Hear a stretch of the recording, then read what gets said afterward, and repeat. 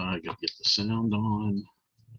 Hello. Good afternoon. Nice to see you. Uh, momentito.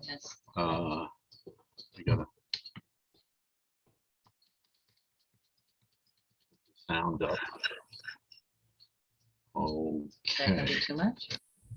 No, you sit and see what That's your works for you. glasses. Yeah, These are your glasses too, so. that's all right. Whoops, running away. Hi. Hello, hello. How are bright you? enough? You want the light Very on? good. No, no, don't wait on. It's good. Yeah, good. Have you ever done Trace Diaz? No, I don't. I didn't know about it. I'm going to be doing it at the end of this month. It's a 3-day weekend. They have the men's group separate from like a women's gathering, and they do it up at I think it's Immaculate Conception. It's like a convent, like Lloyd's Neck kind of area. You familiar with that? Yeah. So several people from here at St. Peter's attend, and they were like, "Vicar, come!" And I was just wondering if any of your folks ever attended it. I never heard of it. I haven't heard of it. So it's three God, God of the threefold 3 God. days. So it's 3 days. You spend 3 days together. And there's prayers and meditations and, conversations, and it's, it's interfaith. Well, actually, they're all Christians. It's just different Yes. sorts of denominations. Right. Hi, Pete. Hello, how's everybody? Good. How was your vacation? Very nice, thank you. Very nice. Too short, but very nice. Nice. So it's up at the Immaculate Conception, and it's called what? Trace Diaz. Trace Diaz. And when is this? It's at the end of September. It's coming up.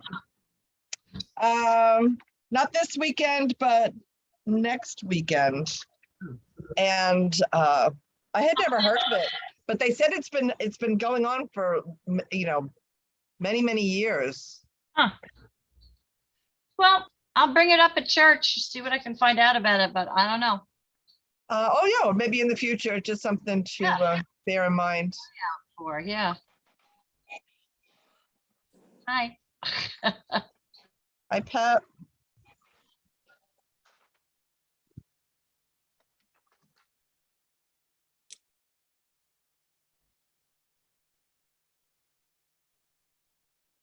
The preschoolers are back at the church now. Hey. So the first few days, it's some of them are having a hard time. They don't want to leave their mommy and daddy. Exactly.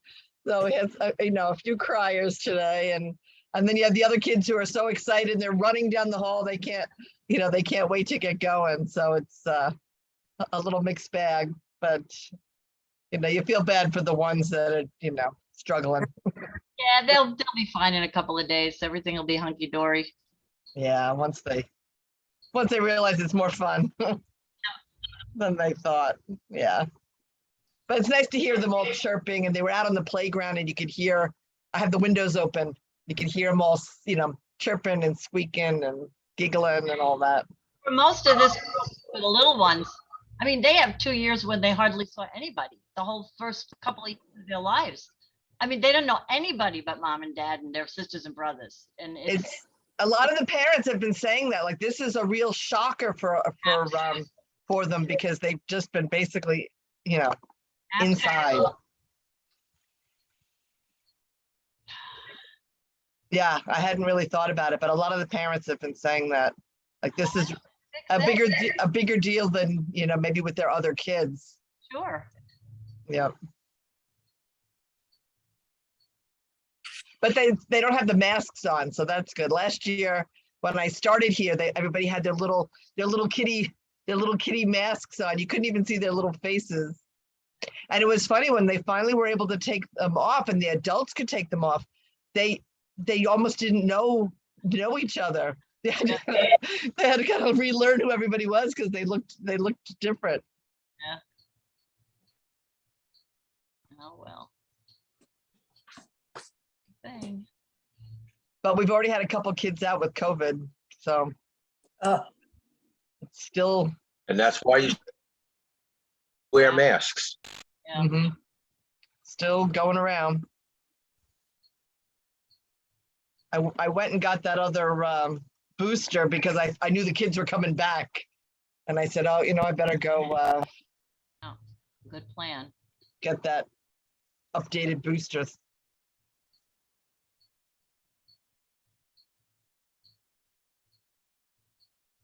But so many babies. Every mom and dad or grandma and grandpa that brought in a little one, they had an infant in their arms or in a car seat or in a stroller. So many newborns. Oh, So they were very busy during COVID, apparently.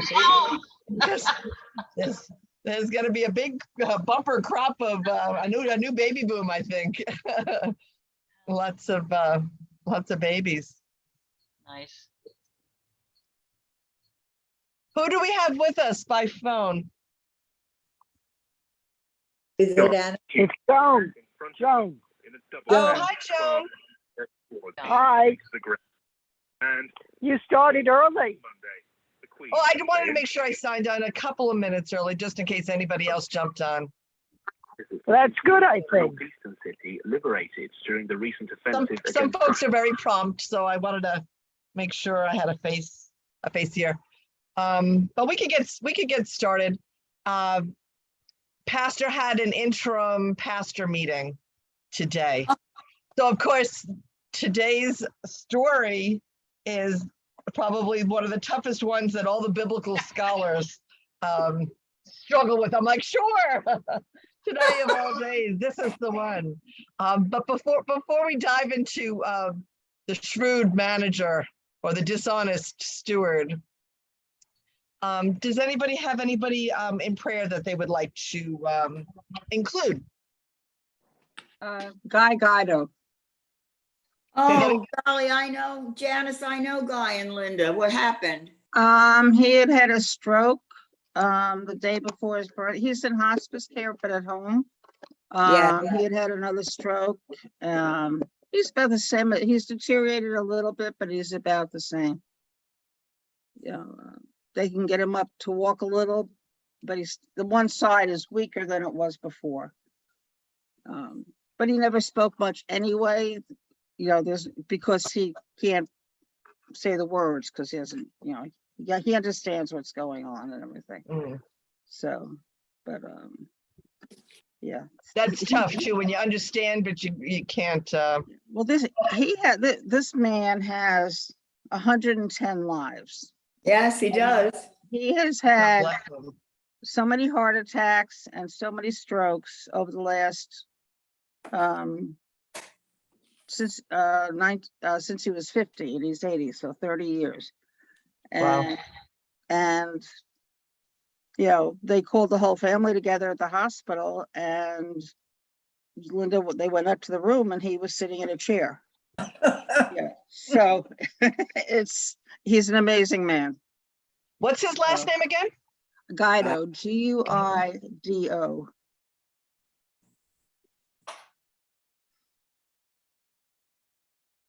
All right. Anyone else we'd like to include in prayer this morning or this afternoon? Yeah, I also have Allie, but I don't know her last name. Her maiden name was Madden. She just had a double mastectomy, so.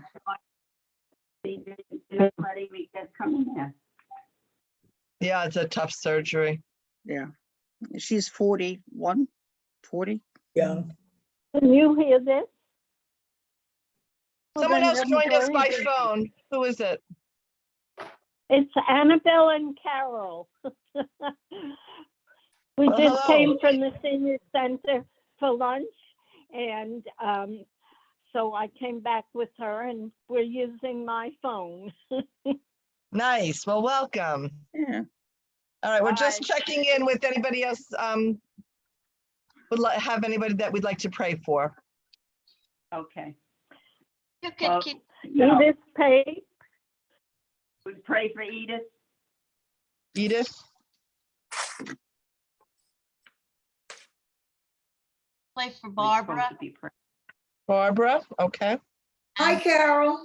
Hi, Hi, Hi. hi. Edith. Are we praying for Edith today? Edith, yep, I have Edith, Okay. Thank you. of course. Carol, you have And anyone you want Joanne. us to play for? Joanne? Joy Ann, yeah. Oh, Joanne, Joanne. One last time. Wait, Okay, anyone else? That's what. This month. you can share a Bible. I can listen. All right, let's pray. Let us pray. Good and gracious God, thank you for this beautiful sunny day and the opportunity to gather and study your word. We ask you to make our time together fruitful. Bless all from our 3 congregations who are in need of healing or comfort or peace, especially Guy, Allie, Edith, Barbara, and Joanne. Help us to continue to seek and serve you as we discern your will for our congregations. In Jesus' name we pray. Amen. Amen. All right, well, today we're gonna look in the book of Luke at Luke 16, verses 1 to 13. Now, Luke. this will be our gospel reading for this Sunday. And as you know, having gone to church this past week, it was our series of lost parables, the lost coin and the lost sheep. We didn't read the lost son, the prodigal son story, but this, the gospel text picks up right from that point with yet another parable that Luke is putting out before us. If you're not, we're having a little bit of feedback. So the ladies on the phones, could I ask you to mute yourselves? Unless you're sharing, thanks. And if you all found your spot in your Bibles, could I get a volunteer to read Luke 16, 1 to 13?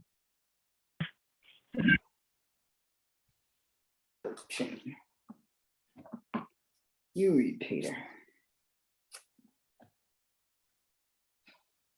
Pete, would you read for us? But we need you to unmute. 16, 1 through 13. Luke 16, 1 Is to that correct? 13. Correct. All right, here we go. Everybody pay attention now. Aye, sir. I'm only going to read this once. He also said to the disciples, there was a rich man who had a manager, and changes. Oh, I need to turn the lights on. Hold on a second. All right, there we go. And charges were brought to him that this man was wasting his possessions. And he called him and said to him, what is this that I hear about you? Turn in the account of your management, for you can no longer be manager. And the manager said to himself, what shall I do, since my master is taking the management away from me? I am not strong enough to dig, and I am ashamed to beg. I have decided what to do, so that when I am removed from management, people may receive me into their houses. So, summoning his master's debtors one by one, he said to the first, how much do you owe my master? He said, 100 measures of oil. He said to him, take your bill and sit down quickly and write 50. Then he said to another, and how much do you owe?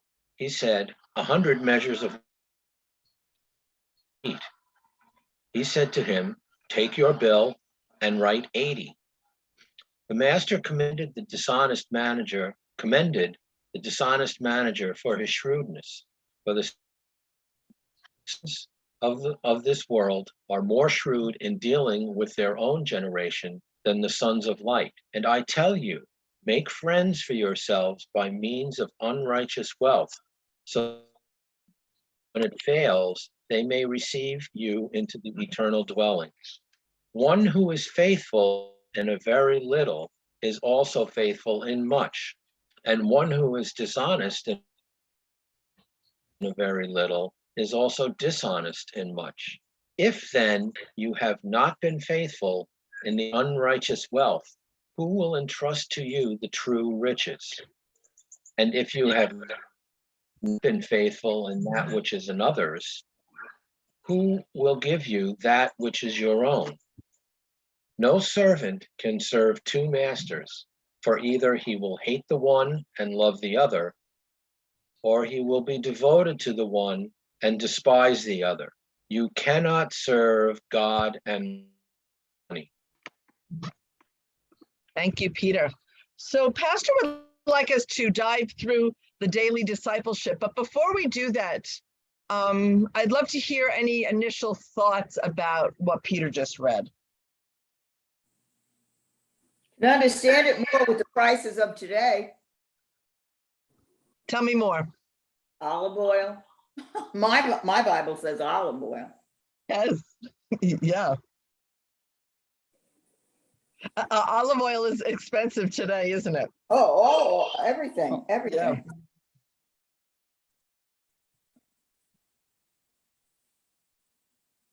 So that the fact that he, was relieving them of some of that debt, that's what struck you. Any other initial thoughts before we chew this up a little bit? I know what kind of confuses me. I follow it all along. I get what he did. I get why he did it. I get why the master commended him in that was a good prudent thing to do, because you're living in the world. What I don't get was then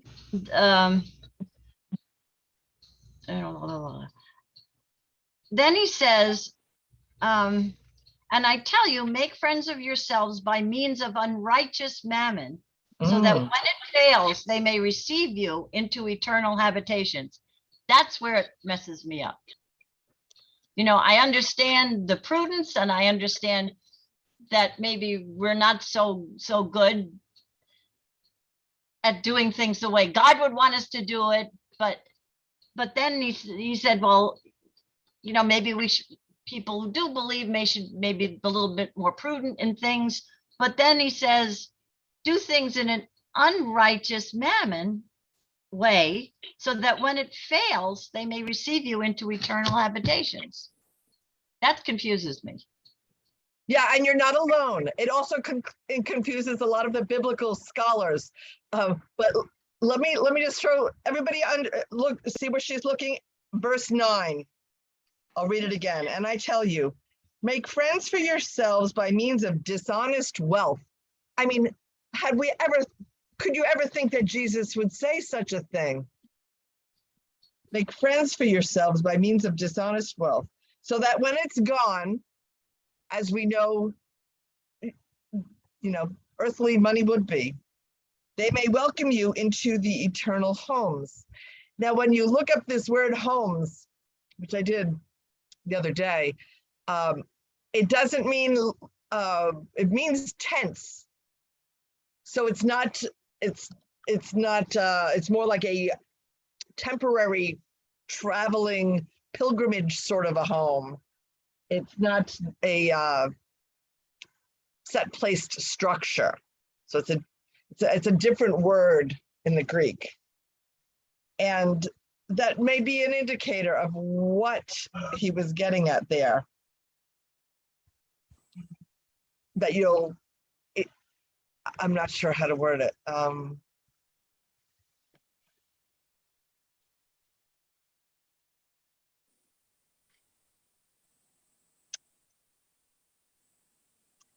It's kind of like a double negative you know, a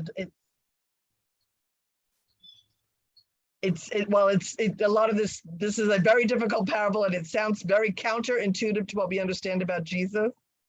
I think as we go through, we'll look back to the last line that Peter read, verse 13, which is really the essence of what Jesus is getting at, even though it's maybe Luke didn't word it quite as easily as we would like.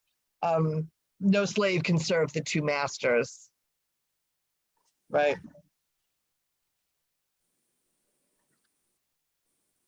God and wealth. I'm going to share my screen with you. The daily discipleship. Let's see.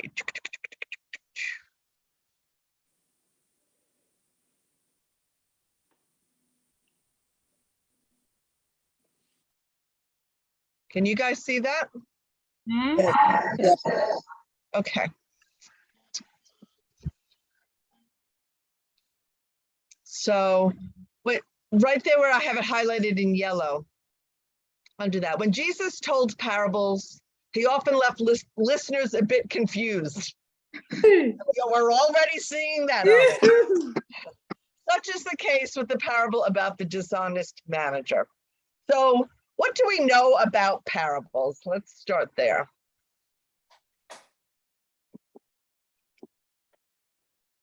They're stories, a way to explain something.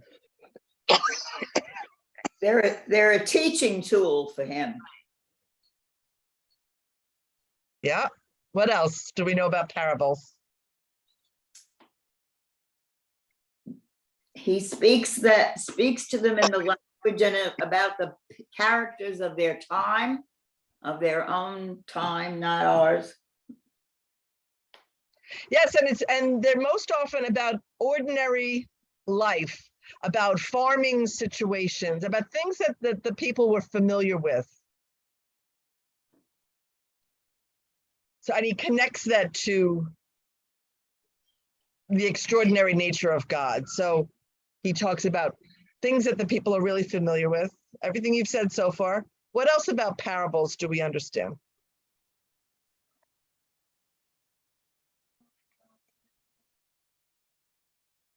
He connects them to a heavenly meaning,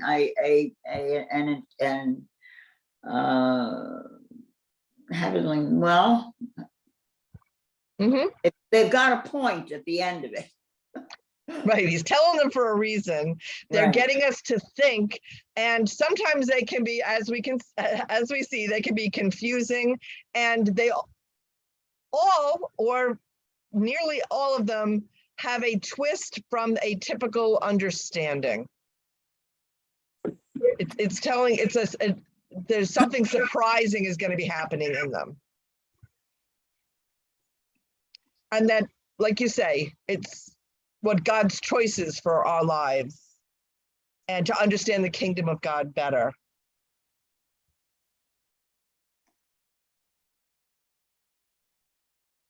So why didn't Jesus just say it? You know, this is the eternal question. Why speak this way? Think of who he was talking to, though. Was he talking to people that could identify with someone in this? He said to the disciples. Talking to the disciples. Mm-hmm. Yeah, sometimes he's talking to the disciples. Here he's talking to the disciples. Sometimes he's talking to larger crowds. But in verse 14, it says the Pharisees who loved money heard all this and were sneering at Jesus. Does he do this to bait them, to test them? Does he do it to show the contrast between the disciples and the Pharisees? You know? And the placement of this parable following the one that we just had this past week, where it was really a kind of a little snarky way of speaking to the Pharisees and the scribes. You know how they were grumbling, don't let don't welcome in those others. So that definitely could be part of it, Pat. He never tells the parable or speaks anything with just, I know the disciples and the followers were his closest circle of friends, but there were other people that would hear this. And I think he told things and said things in a way that it was on purpose so that those extra hearers maybe could be, you know, not an example, but maybe learn something, or that he was pointing out the contrast between these Pharisees and these believers, or these disciples, followers. Perhaps it was a way to force the listeners to wrestle like we are with the text, right? To really ponder what is he saying and what does this mean? And they had to sit and Well, some people, when they listen to a lecture, you know, and it's just the facts being a story, you know, being told to them, they turn it off. Yeah, after a while, your brain just shuts down and you don't really hear what is being said to make a decision or really hear the word. We're putting it into It is everyday one ear and terms out the that can other. relate to it. yeah, I love that. Or almost like a poem or a piece of artwork, how when you sit and you spend some time with it, you can see layers of meaning to something. Yeah. All right. So let's go down to the first paragraph on our daily discipleship sheet. The parable describes a rich man who, after discovering his steward is dishonest, fires him. But first, the rich man expects some accountability from his steward, right? Remember, he asks to like show him the books. Some might question the wisdom of the owner to allow his employee additional time to continue his dishonest practices. How shrewd is this rich man? He hired him to begin with. He's not smart enough to carry out his own financial things. He needs somebody. He needs the manager. It doesn't seem like he has too many in line waiting in the wings for the job. So he needs, the rich one isn't in charge of his own finances. His manager is supposed to be like, it's like an agent for one of these celebrities or somebody that you employ to work out your business and your finances, but you also have to trust that he's doing it to your benefit, not to his. I don't think either of these characters would have been seen maybe in a favorable light at that time. So we have a rich man right out of the gate. When that crowd heard rich man, they might not have had a most favorable hearing, but then they hear about a dishonest manager. So we already have two unfavorable, unsavory sorts of characters. And interesting, sometimes stewards or managers were even trusted slaves that were part of the household, which was surprising to me that that they were given such positions of authority, because a manager had this, bargaining or agreement making authority just like the owner would have. So if he made an agreement with someone else, some sort of transaction, it was, contractual. Mm.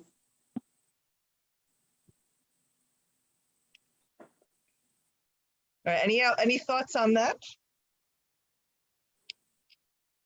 No, what I just flashed in my head, because I never thought about it this way. When it says, when Jesus tries to sum it up and he says you can't serve two masters, maybe he was taking the whole story. He cheats the steward, and then he cheats him some more by making all the people who owe him owe less, and getting the money and figuring out, well, when the boss kicks me out, I treated them well, even though it was kind of in a weird way. They'll take me into their house. So he was being faithful to the whole money issue and to himself. And then God said that was a smart way to be. You should be that way too. Not that you should cheat people, but you should be honest to your master, which should be God, which should be Jesus. So Yes. if you do whatever you need to do to help others and to get to it, then eternal life is there for you, because that will now be your master, and you will do things that way. Sort of. I hear that. Everybody kind of hang on with that. Yeah. All right, so let's continue. The steward is desperate and takes advantage of this delay before his last day of employment. Since he has already offended his boss, he chooses to befriend the debtors of the master. Consequently, the steward summons each of his master's debtors, lowers their debt, and accepts their money. He doesn't just reduce the debt by a small amount, but cuts the debt in half for some of the people. In doing so, he hopes to be welcomed into their homes. So you alluded to a lot of that, like the larger picture. What do you think of the practices of this steward or a manager? Well, listen, you cannot serve God and manna. Not both. You have to pick one or the other. Part of me was wondering if by relieving their debt, when they said we don't really know the nature of his mismanagement, and I always wonder, like, was he kind of tacking on his own extra Commission, amount? making his commission. Yeah, maybe he was adding some kind of an extra commission on there, and then when he lowers their debt, maybe that's a kind of restitution of sorts. He's taking that back off and charging them what he should have been charging them to begin with. It's a little unclear, but I'm always curious. Like, was that what he was about? I don't know, because he comes out and says the only reason he did it was that so he would get the benefit of, they'll say, oh, he was a great guy to us. He's in hard times. We'll take him in for a We'll little take while. him in. Look what he did. Yeah. And just continued his unsavory ways. It's a very hard parable to reconcile, because then, we know he gets fired. So why does he get commended as well? How is he fired and commended both? Right? Because it was shrewd. It's not, I mean, we think of shrewd as being sort of a negative thing, especially in this case. But shrewd is just, being good and clever at Yeah. bad, but at getting what he wanted. And maybe we should be more like that too, in doing good. You can, all right, you say it in a really simplified way. You can bring food to the homeless shelter or to someplace, and you can just buy whatever, or you can be shrewd and say, I'm going to go here because it's on sale, and then I can buy something else with the money. And you can be shrewd, you can be careful, you can be better, be a better steward or whatever of helping. I don't know. I thought that was going to help. I think it just confused. No, I think I hear what you're saying. That maybe let's think of it practically. While the church is about God and our relationships with other people, are there business practices in the world today not dishonest ones, but are there ways of business that could help the church flourish in loving those in our community and one another and serving God better? Are there clever, smarter ways of doing things that we're not using that might help the church be better at serving? Yeah, I think things in the Bible that are, that people take, like turn the other cheek, and then think, well, that's just stupid. Like if you do that, and that you're just a wimp, but I think to me, that's courageous. That's a courageous thing to do. And I think, if you just look at it from a different master's point of view, from who you're serving, it's not wimpy or humble is not to humilify yourself, or that's, I think I made up the word, but you know what I'm saying? It's different. I don't know. Never mind. How about number 5? How would you respond if you were one of the debtors? Be great. I'd be. Thank you. I don't know, but maybe in giving the less, he was still serving God. Tell me more. You give to God, and then by helping somebody else out, he's still serving God.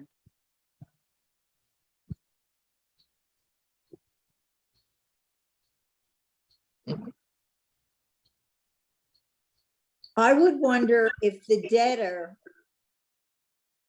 would question it and say, I wonder what this steward has up his sleeve. Why is he reducing my debt? What, Well, there that's must be an certain- ulterior motive. By reducing. I'm sure they probably did, but I'm sure they probably didn't care. As long as they weren't going to get caught, that guy was going to get caught. Hearing me, aren't they? I don't think so. Because I think I'm making sense. You think they'd just be happy that the debt was gone? Reduced. All right, let's keep going. In Go ahead. But in them having the debt reduced, the one that's reducing the debt is still serving God.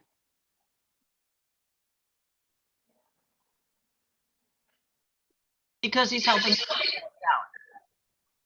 Is that what you-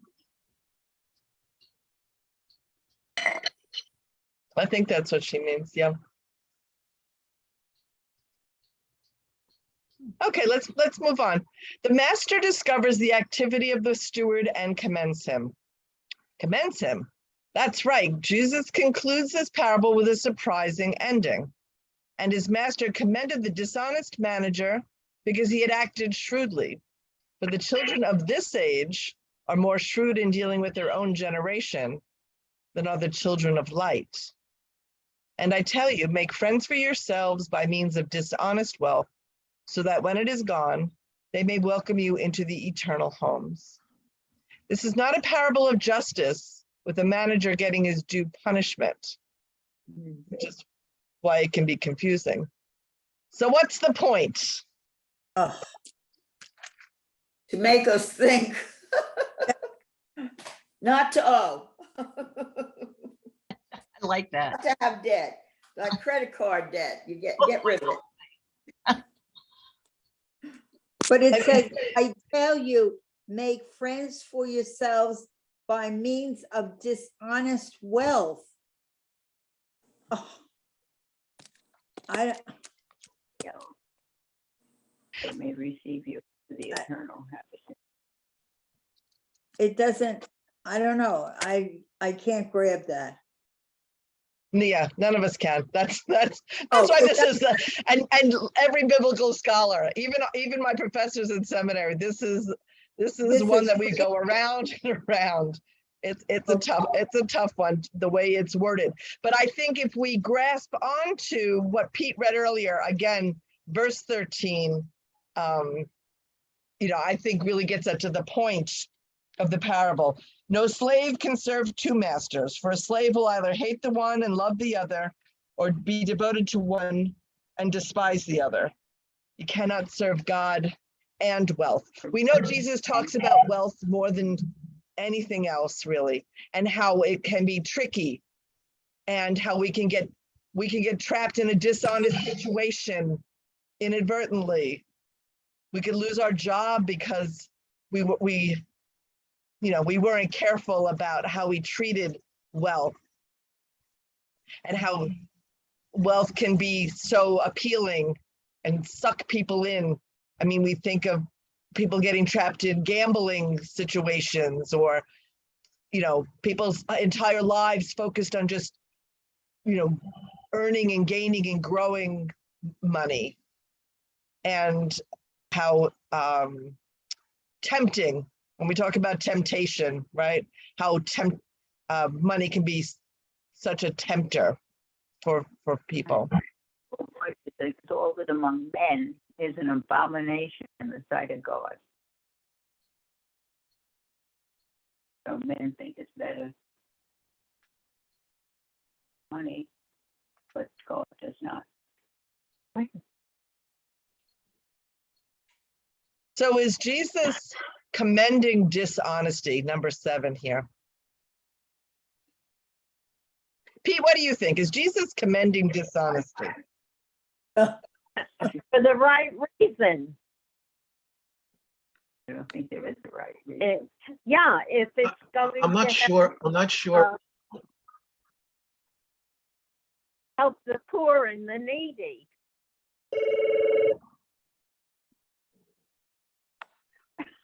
Okay, so if the end justifies the means, if we're doing it for the needy, okay, that, Pete, how do you feel? Yeah, I don't think, I think we're getting hung up on the word, or, dishonesty, which has a very negative connotation. It's more like ill-gotten gains, where he didn't really acquire wealth dishonestly. He just finagled the system, so to speak, to But that's not right. to get his due. It's not, I'm not saying it's right, but is it truly dishonest? See, I just think it's a semantic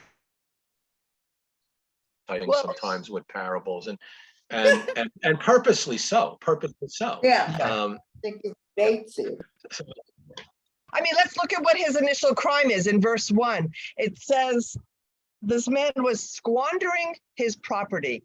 Now, this word squandering, we're translating, but we could think of it just like inept management. It doesn't necessarily mean he was stealing or doing, he could have just been sloppily caring for things and not keeping the books properly, and not, writing the wrong amounts. I mean, we don't know the details of it, but I appreciate Pete's point that this word dishonesty might be leading us down a path that's not necessarily what was Jesus's point, right? His wealth. Lou, I have an idea. Stone. Actually, I think he was enhancing his master's reputation. That they could There you feel go. good about the master. That, gee, this guy really gives us a break. Because they would assume that the master has some knowledge of what was done, and said, gee, he's a real good guy. And that some payment is better than none? None better than none. Yep. Absolutely. I'll pay you Yeah, part of it. absolutely.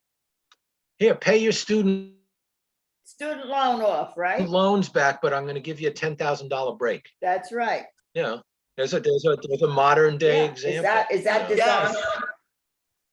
I think No. the people that feel like they paid the whole thing without the $10,000 break feel that they've been put upon, but you know, Mhm. such is life. I don't know.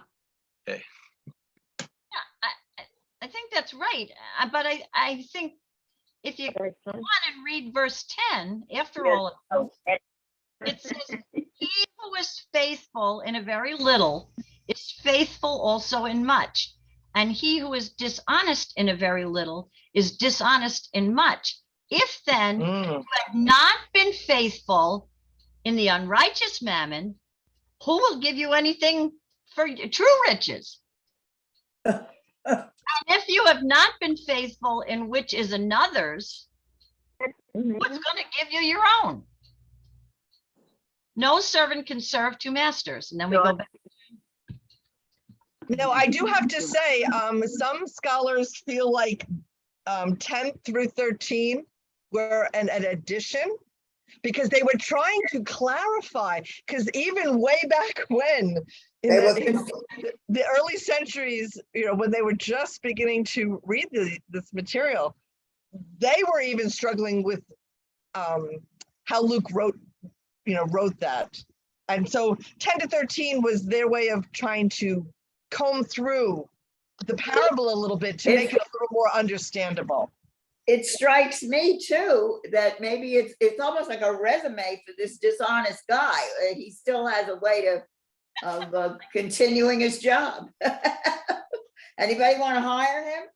He was quite clever. We have to give him that. But you know, it is a lesson in about being complacent in our responsibilities, perhaps. Okay, so let's move on. Most biblical scholars, as we've been saying, have been mystified by this parable. It does not appear to be consistent with the values of Jesus, yet it is consistent with Jesus encouraging people to wake up, be aware of the time, take advantage of the opportunity, and to risk for the sake of Jesus. I'm gonna stop right there. That just screams to me about the collaboration a little bit, right? Be aware of, be aware of our times, take advantage of our opportunities, and perhaps take a risk for the sake of Jesus. Followers of Jesus are not to stay in a closet to avoid engaging in a world full of challenges and decision-making. At least the steward acted with diligence and speed to protect himself and his interests. Some suggest this parable is too absurd, with no one expected to believe it. Those who are dishonest, including some in the religious community, cannot expect to be commended, or do they?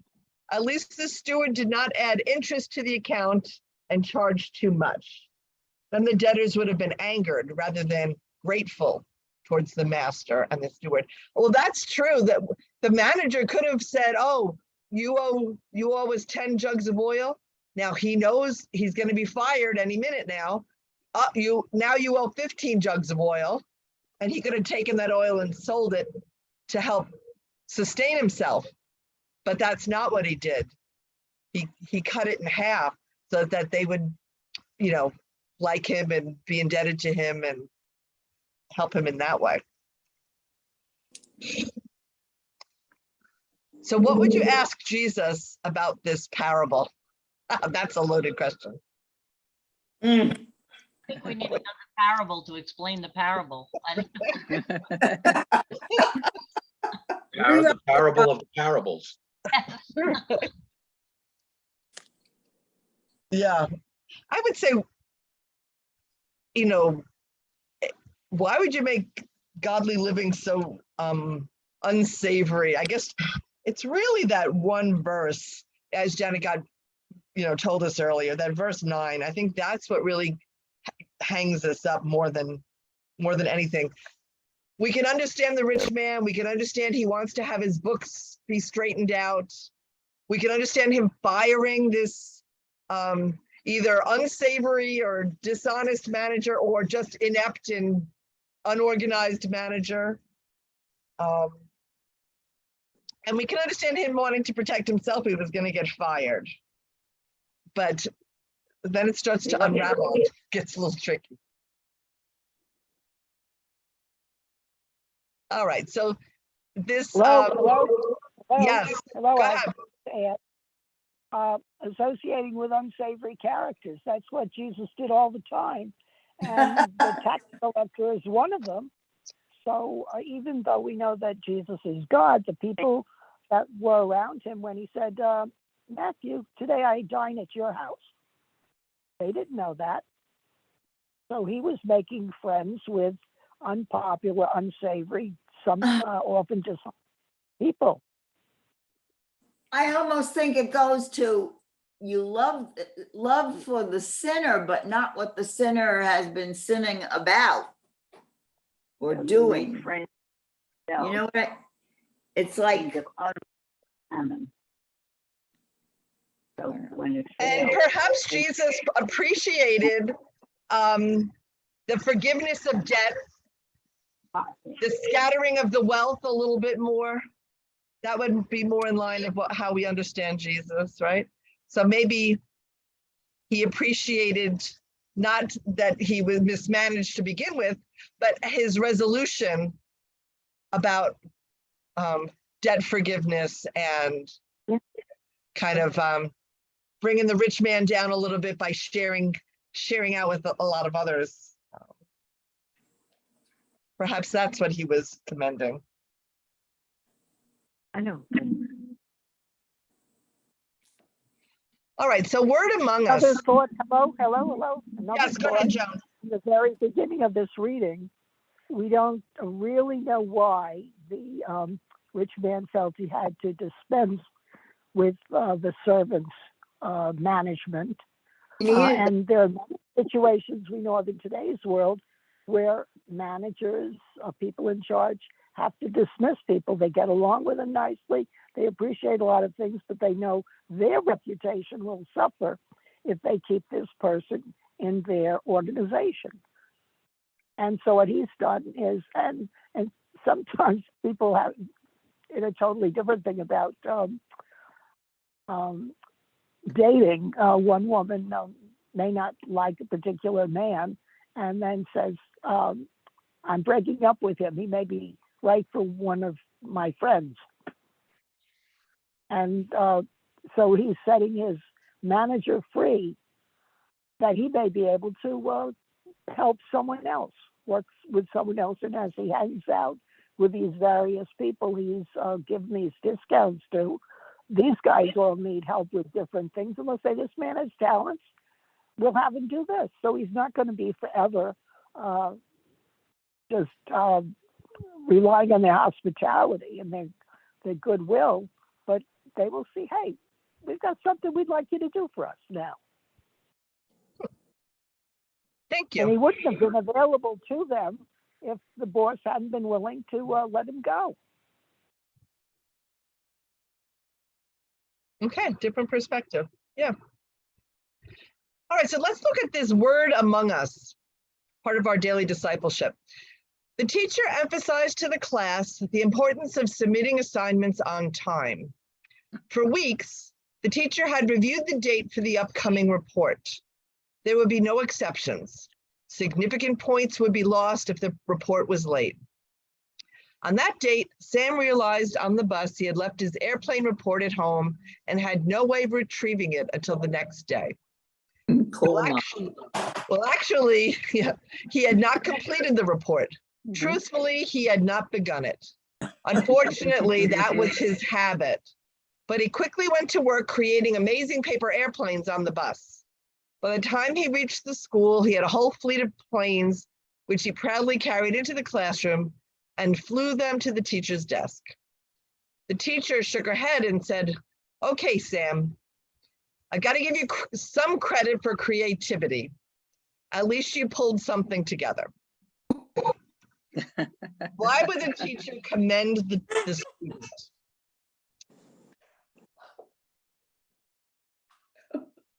Gosh, it was very creative. I Yes, would have it loved was very clever. I mean, was- in an act of desperation, he became creative and Clever. did the planes, and therefore she had to give him something, even though he had no report. That was part of it, because she said, this is how you do a plane. So. But, you know, it's not the whole thing. He still will be deducted. Yeah, I think the author of this this little study guide is really looking to, you know, have us think about being commended in other examples of someone being commended in surprising circumstances. Can anybody think of that? Dennis?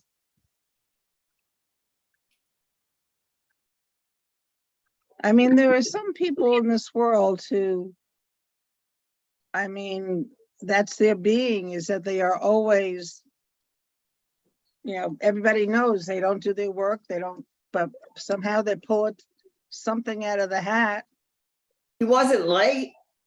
And he wasn't late on, on presenting something, but there are people in the world who can, you know, because of who they are, bring something to the plate, you know, and there was some attempt to kind of snowball the teacher. Yeah. Okay, let's continue. Sometimes in the church, we leave our business sense at the door and forget our common sense. We give people jobs in the church who do not have the skills or the desire to produce excellent work. We do not keep our property, buildings, newsletters, websites, or brochures at the same standard as our workplace. We assume the congregation does not need those components found in many workplaces, such as a mission statement, goals, a planning process, and opportunities for evaluation. What might be gained if your congregation became shrewder in the best sense of the word?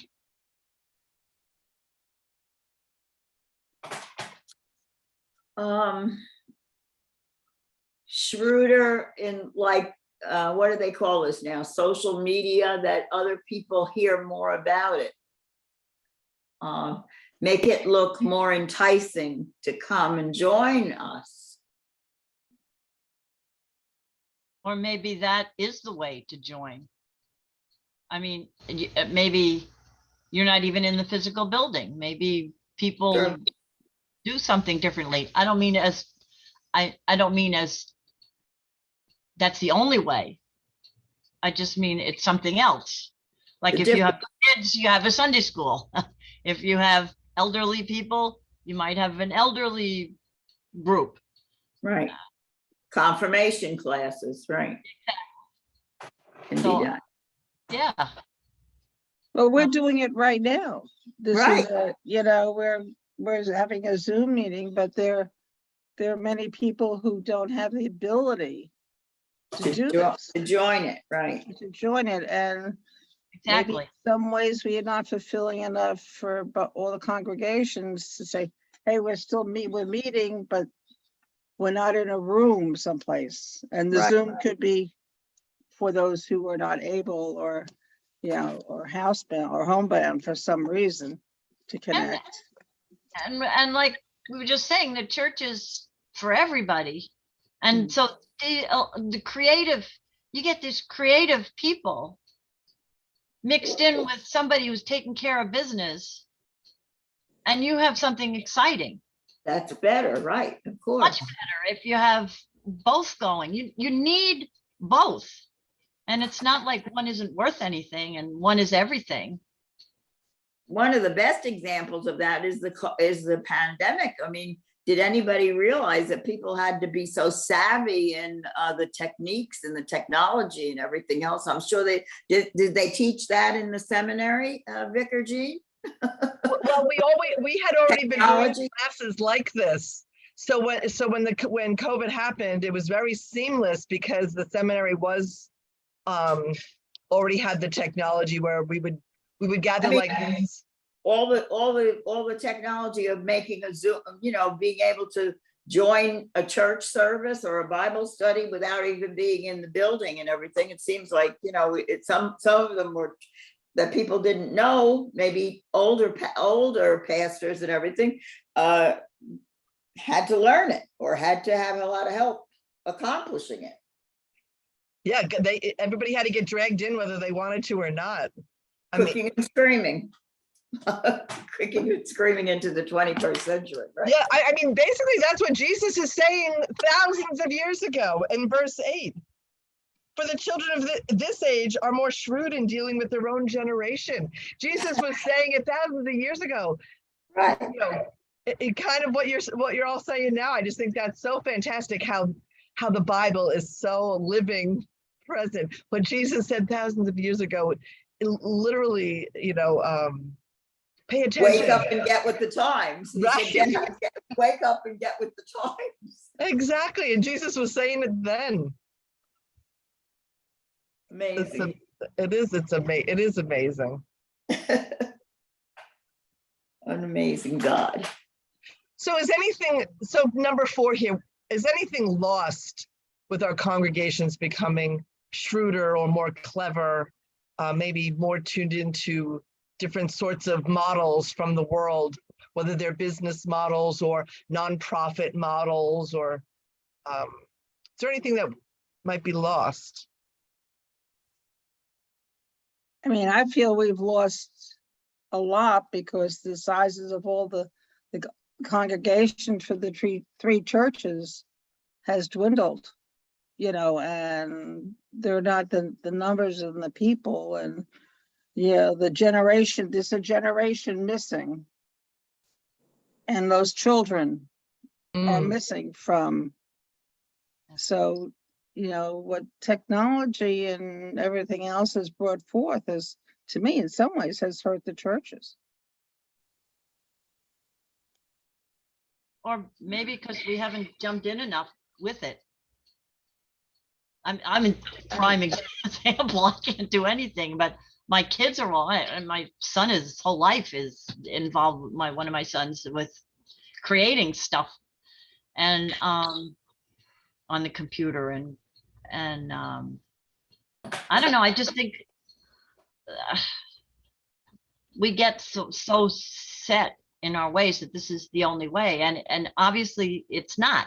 We have to open up. We still have to minister to us, to older people, and I don't mean to lump everybody in. I have lots of friends that are so tech savvy who are my age and older.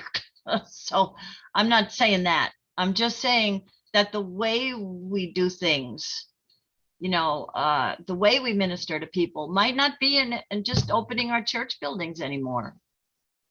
Just might be, we have to be more out and doing stuff and be more example. But maybe the opposite too is what the idea of what we've lost. I remember, and I think it was a very important point in the congregation where you were one-on-one, eye to eye, in person. You brought the flowers from the altar. You brought a recording of the choir singing.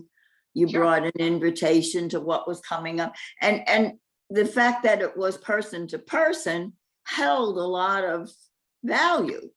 Yes, absolutely. I absolutely feel that. We need that personal contact. And I think that's something that if we do lose it all together, it's a lot of loss. I know it's got to be, that it can be done on all of the with things, even the telephone. It was always done with the telephone. I can remember when St. Peter's was Missouri Synod, and we only had communion once a month, and we had to call the pastor by Thursday and get on the list for Holy Communion. I have been at the altar where that person next to me kneeling hadn't called him, and he skipped over that person and continued to serve communion to the rest of the people in the line. So wow. That was always in my mind, that you needed to make sure that you followed the rules or whatever. Yeah. No, personal contact really Ginger. really the key. That's what I'm saying. I'm not saying that it should be computer. Believe me, I'm not saying it should all be computer. No, I, No, we have to be out of the building also. right. It has to be a balance, like a It lot has of to other, be- it's gotta be a balance. Gotta keep what's worth keeping and redo what isn't worth doing exactly the same. Have to And check- be out in the community and interacting out there. Well, I know our time is done, but let me just read through the last little bit here, and then we'll conclude with a prayer. Jesus concludes the parable with some general comments, not tightly connected to the parable. Whoever is faithful in the very little is faithful also in much. In many ways, the steward was not faithful in caring for the master's good, but he was extremely diligent in acting with speed about his limited opportunity to create friends. We won't reflect on these, but something just to think about today. What have you been entrusted by God to care for? Do you consider that you've been entrusted with a little or a lot? What has your congregation been entrusted to care for? It's easy to get caught up in the riches of this world. Once more, Jesus offers a warning about splitting our allegiances between Jesus and money. We cannot have two masters vying for our attention. Somehow we'll end up resenting one. And something to think about as we go forward in collaboration. Again, not focusing on, the funds and the people in the pews, which is so hard, right? This is so hard not to do, and to think about how are we going to serve others around us. Hopefully it will not be Christ. What competes to be masters in your life? How do we end up serving other things than God? How might we be shrewd in making choices to follow Jesus? So why don't we just say this concluding prayer at the end together? Ruler of all, Rule my rule life. my life. Show me ways to be shrewd, making decisions about following you. you. Amen. Amen. Well, thank you all. I know that was a tough one to kind of wrestle with. We needed about another week and a half to just get through. I mean, we probably should have gone through it line by line, but Pastor wanted us to use this guide. Yeah. So, I all was- right, so we chewed it up a little bit, and guess what? We're going to hear it again on Sunday. We'll be able to, we'll have more time to think about it, and we'll also hear Pastor Amanda and Pastor Rebecca preach on it. So we'll get a little more insight and other perspectives to see if we can digest this difficult parable a little bit better. Yeah. Thank you all. I appreciate your time. Thank you for being here. Okay, can I See you just guys ask, next week. can I just ask you a question or give you some information? Sure, of course. Or relay this to the pastors. Yep. My grandson Alex, about confirmation, because he's in 7th grade. My daughter-in-law, because Pastor Rebecca said it might be like once a month, like on a Saturday night. Yeah, we're having a meeting next Wednesday night to talk to all the parents about it. Right, okay, I'll, if he can come, I think he has Boy Scouts or something else that he's got all kinds of things. He's Yeah, that's football, what Boy we're trying Scouts. to, we're trying to meet the new age and everybody's more difficult considerations. Kind of what so Jesus was for getting at him, here, I mean, right? she's vying towards the Saturday night thing, but I'll. Okay, let so me know. yeah, next Wednesday at 7 p.m. we're going to be kind of talking with everybody to see how they Okay, I'll see everybody what I feels can about do it. about getting her there. The other is my other two grandchildren are, one's in 6th grade, one is in 3rd. So they will be coming eventually when I get the families together. They've been camping and doing whatever still. Sure, of course. That I'll be bringing them on the Sunday morning to, I guess that's when it's going to be at 9:30 before service. Correct. So, or however it's going to work, but I'm the designated grandma to bring them to church. Wonderful. Yeah, well, I got the 3 hear it. firemen. The daddies can't come, because they do their fire department. Well, when the stuff. preschools all come here to drop off and pick up, I think it's more grandparents than parents, which is a wonderful thing. Oh, yeah. So- Blessed to have everybody. So I just thought if you could relay that to them and I'll I see sure what will. can- I Good. absolutely will. I'll talk to Pastor when she gets back. Okay, thank All righty. I'll let Thank you you. all I think the go. guide was helpful. I Yes. think we should Very use good. guides more often. No, that's good. Thank you. Yes, it is nice. It's bringing another head to the table. Yeah, another Okay. voice in there. I like it. Yeah. All right. God bless you all. Thanks for being here. Thank you Thank for you. See you next doing week. this. Bye. Bye-bye. Bye. All right. I don't know. Either. I don't- Man. I don't even gotta look at my thing. I can't. Yeah. I still have, you know, if I need to use, no, somebody wants to call me. Because it was down at like 12, and said it was, yeah, charging.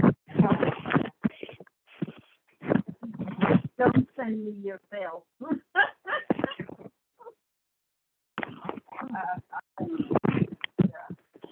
You know, you might had something there. Yes. Yes. Well, look in the narthex there, thinking there's something there.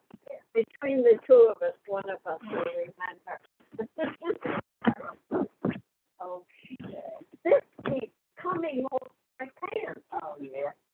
I just, it was on the table, and I got it put in there. Maybe that's just the material that they have put here.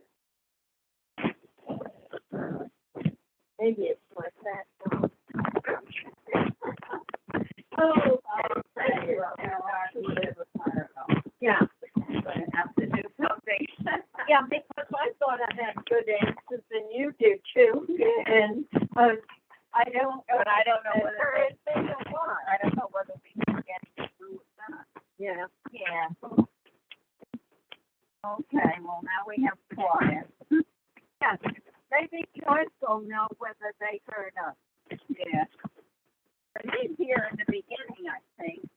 Yeah, before they went on. Yeah. But then we went off. Yeah, before they started recording, then we didn't be able to. Yeah. Okay, then. Right.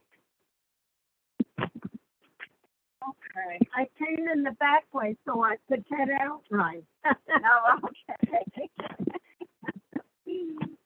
All right.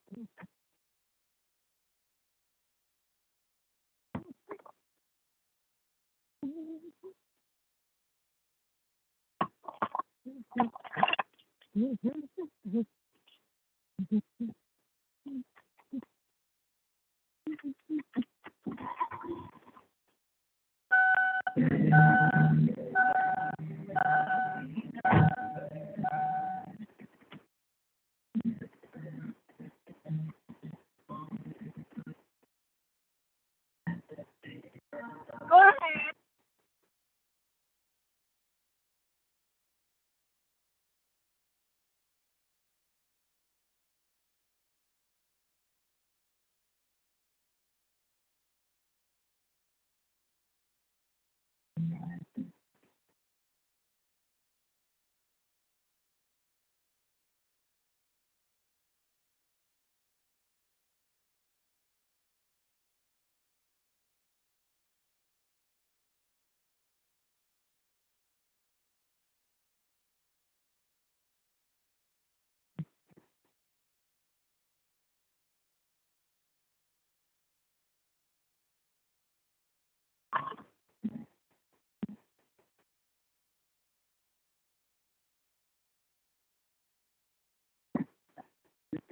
Live concert show, Rod Stewart in Las Vegas.